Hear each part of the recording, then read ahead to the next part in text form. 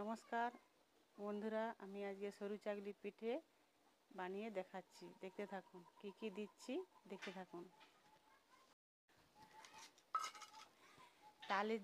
তালের যে গজার হয় সেই গজারটাকে বেটে নিয়েছি, সেটার সাথে মিক্সড করব। বন্ধুরা, এই সরু চাকলি পিঠেতে নারকেলও দেওয়া হয়, আর আমি এখন কিনা তাল গজার দিয়ে বানিয়ে দেখাচ্ছি।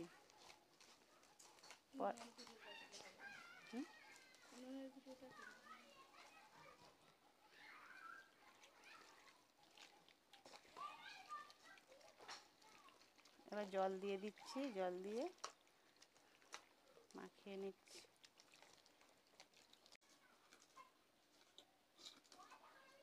বন্ধুরা, নুন দিয়ে দিচ্ছি।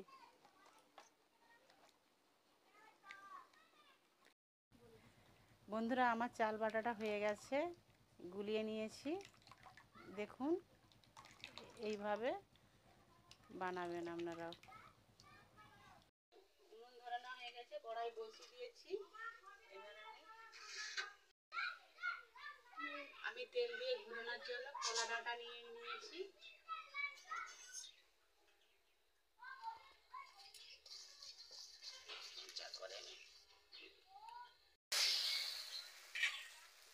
ঘুরিয়ে নিচ্ছি।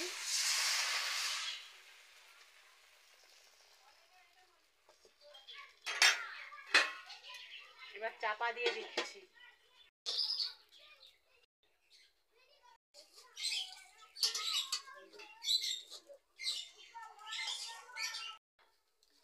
বন্ধুরা, এবার তুলে নিচ্ছি। দেখুন কিরকম ছেদা ছেদা ফুটো ফুটো হয়ে গেছে।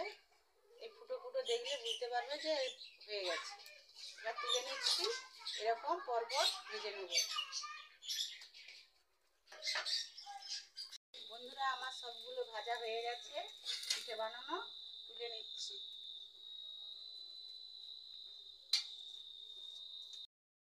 নমস্কার বন্ধুরা, আমার সরু চাকলি পিঠে বানানো হয়ে গেছে। দেখুন, গুড় আর পিঠে খুব সুন্দর সাদা আর নরম। গ্রামে আমাদের এই পিঠেগুলো খাওয়া হয়, আর এতে নারকেলও দেওয়া হয়। আমি আজকে তাল গজার দিয়েছি, তাল গজার বা শাঁস বলে, তাকে বেটে এর সাথে শুধু তাল গজার বাটা আর লবণ, আর কিছুই নয়। কি সুন্দর দেখুন বন্ধুরা, রুটির মতো।